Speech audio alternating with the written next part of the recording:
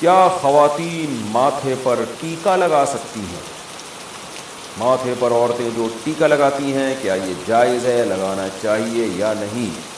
زوجہ اقبال الیہ سے دیکھیے، رسول اللہ صلی اللہ علیہ وسلم نے ارشاد فرمایا، صحیح حدیث ہے، من تشبہ بقوم فہو منہم، جو کسی قوم کی مشابہت اختیار کرتا ہے تو وہ انہی میں سے ہے۔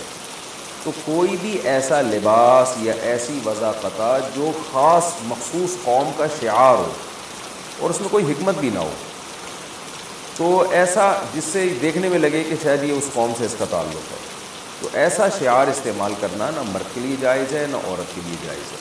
اسلام کا ایک تشخص ہے، اسلام کسی کی توہین کی آپ کو اجازت نہیں دیتا، لیکن اسلام کا ایک تشخص ہے۔ اسلام چاہتا ہے کہ ایک امتیازی حیثیت جو مسلم کی ہے وہ برقرار رہے، اپنے لباس سے، اپنے پوشاک سے۔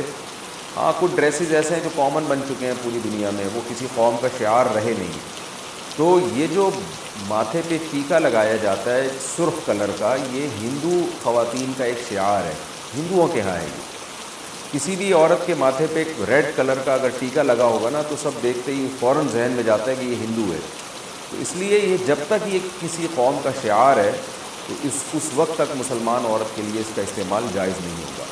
جہاں تک میری معلومات ہیں، وہ جو ہندو خواتین بندیاں لگاتی ہیں وہ ریڈ کلر کی ہوتی ہے اور بلیک یا کسی اور کلر کی نہیں ہوتی، جہاں تک میری معلومات ہے، اس میں غلط بھی ہو سکتا ہوں۔ تو اس لیے ریڈ کلر کی جو بندیا ہے یا ٹیکا ہے ماتھے پہ، وہ لگانا کیونکہ ہندوؤں کا شعار ہے، وہ جائز نہیں۔ اب ممکن ہے بہت سے ہندو حضرات کو اس پہ اعتراض ہو کہ بھئی ہمارا لباس پہننے پر بھی پابندی، تو بھئی اسلام کسی کی توہین نہیں کر رہا، لیکن اسلام کا ایک تشخص ہے، میں نے جیسے بتایا کہ وہ اس تشخص کو اسلام نے باقی رکھنے کا حکم دیا ہے۔ تو ایک حیثیت ہے مسلمانوں کی، جو پتہ چل جاتا ہے کہ یہ مسلم ہے، تو اس میں یہ بھی ہے کہ یعنی ان احکام میں یہ بھی چیز داخل ہے کہ کوئی بھی ایسی وضاقت جس سے دیکھنے سے آپ دوسرے مذہب کے معلوم ہو رہے ہوں، اس کی اجازت نہیں ہے۔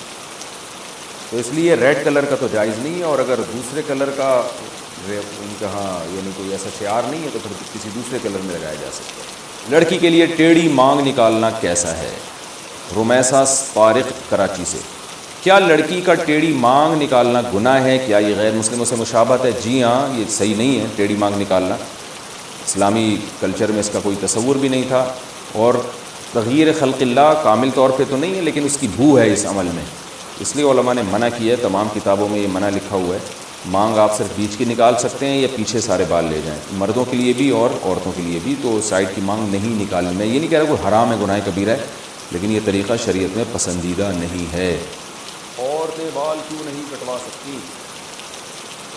عورتوں کے لیے عام حالات میں بال کٹوانا جائز ہے یا نہیں؟ جبکہ اس بارے میں کوئی حدیث نہیں ہے، اس بارے میں رہنمائی فرمائیں۔ دیکھیے، حدیث میں آتا ہے کہ عورتوں کو مردوں کی مشابہت سے اور مردوں کو عورتوں کی مشابہت سے منع کیا ہے۔ اب یہ بات پوری دنیا میں مسلم ہے کہ عورت کو اللہ نے لمبے بال دیے ہیں، تو اس کے لیے بال کٹوانا یہ مردوں سے مشابہت ہے، اس لیے یہ صحیح نہیں ہے۔ بعض لوگ کہتے ہیں امہات المومنین نے نبی صلی اللہ علیہ وسلم کے انتقال کے بعد بال کٹوائے تھے، چھوٹے کروائے تھے، تو اس لیے بعض لوگ کہتے ہیں اس سے پتہ چلتا ہے عورت بال چھوٹے کروا سکتی ہے۔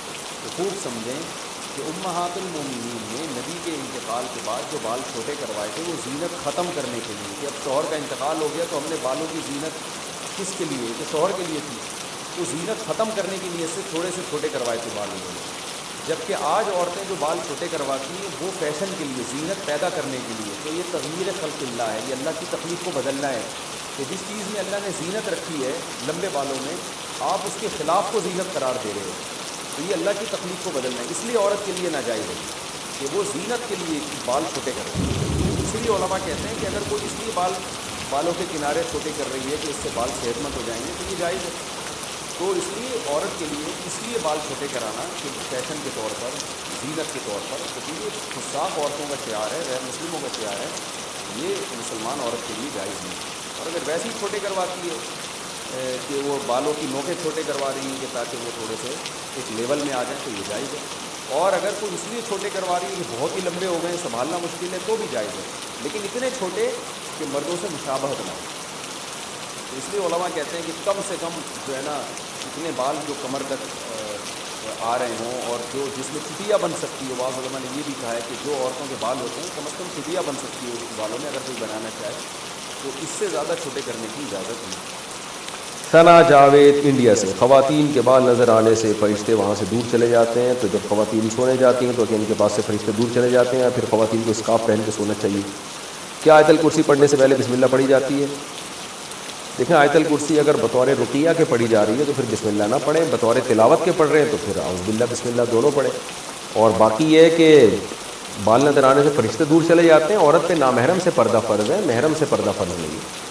تو ایسا کچھ نہیں ہے کہ عورت کے بال کھل جائیں گے تو فرشتے بھاگ جائیں گے، اس کا اس سے تعلق نہیں۔ ہاں نامحرم کے سامنے بال کھولنا حرام ہے، لیکن ویسے ایک حیا کی بات ہے، شریعت حیا کو پروموٹ کرتی ہے۔ تو ماضی میں کسی بزرگ نے عورتوں میں حیا کو پروموٹ کرنے کے لیے شاید کچھ ایسی بات کہہ دی ہو کہ فرشتے دور چلے جاتے ہیں، تو حیا کو شریعت پروموٹ کرتی ہے۔ کوشش یہ کیا کریں گھر میں ہر وقت سر پہ چادر رہے، دوپٹہ رہے، تو اچھی بات ہے یہ، لیکن فرض واجب نہیں ہے، لیکن افضل یہ ہے کہ عورت حیا میں رہے، جتنا پراپر ڈریس پہنے گی اللہ کی نظر میں اللہ کی وہ اتنی ہی زیادہ محبوب ہوگی۔ تو اس لیے بہتر یہی ہے کہ ہر وقت جو ہے وہ اگر سر پہ چادر رکھے تو بہت اچھی بات ہے، لیکن فرض نہیں ہے، یہ لازمی نہیں ہے۔ التمش حسین بہار انڈیا سے، کوئی بھی لڑکی یا عورت اپنا سر کھول کے وضو کر سکتی ہے یا نہیں؟ وضو ہوگا یا نہیں؟ سر کے بالوں پر باپ یا بھائی کی نظر پڑتی ہو تو اس بارے میں بتائیں۔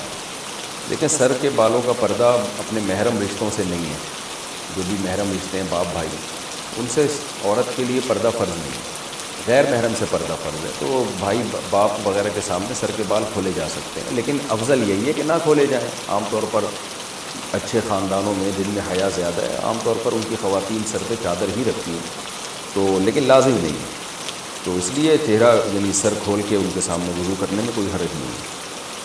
عورت کے لیے گھر میں سر کھلا رکھنے کا حکم، بنت عبداللہ اتر پردیش انڈیا سے، اتر پردیش یو پی، جہاں ہمارے باپ دادا بھی یو پی سے ہی آئے ہیں، سنسار پور سے۔